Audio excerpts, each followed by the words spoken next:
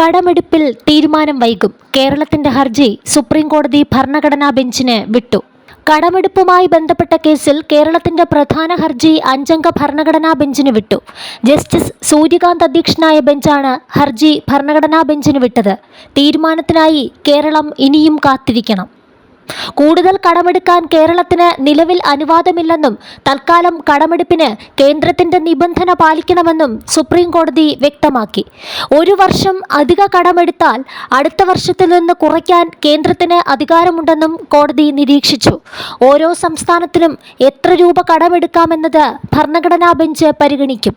ഭരണഘടനയുടെ 293-ാം അനുച്ഛേദം ഇതുവരെ ചോദ്യം ചെയ്തിട്ടില്ലെന്നും അതിനാൽ വിഷയം ഭരണഘടനാ ബെഞ്ച് പരിശോധിക്കേണ്ടതുണ്ടെന്നും ചൂണ്ടിക്കാട്ടിയാണ് സുപ്രീം കോടതിയുടെ നടപടി. കേരളവും കേന്ദ്രവും തമ്മിൽ ചർച്ച നടത്തുകയും 13,600 കോടി കേരളത്തിന് നൽകാൻ തയ്യാറാണെന്ന് കേന്ദ്രം വ്യക്തമാക്കുകയും ചെയ്തിട്ടുണ്ട്. ഹർജി തള്ളാതെ പരിഗണിക്കുന്നുവെന്നത് മാത്രമാണ് കേരളത്തിന് ആശ്വാസകരമായുള്ളത്.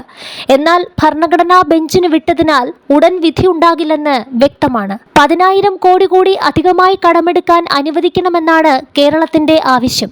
ഹർജിയിൽ ഉന്നയിച്ച വിഷയങ്ങൾ ചർച്ചയിലൂടെ പരിഹരിക്കാൻ കേന്ദ്രത്തിനോടും കേരളത്തിനോടും കോടതി നിർദ്ദേശിച്ചിരുന്നെങ്കിലും ഇതിൽ ഫലമില്ലാതെ വന്നതോടെയാണ് കേസിൽ കോടതി വീണ്ടും വാദം കേട്ടത്. 7 വർഷം മുമ്പ് സംസ്ഥാന സർക്കാർ എടുത്ത അധിക കടത്തിന്റെ കണക്കുമായി ബജറ്റ് അവതരണത്തിന്റെ തലേ ദിവസം കേന്ദ്ര സർക്കാർ എത്തിയതിന് പിന്നിൽ വേറെ ലക്ഷ്യങ്ങളുണ്ടെന്നാണ് കേരളം വാദിച്ചത്.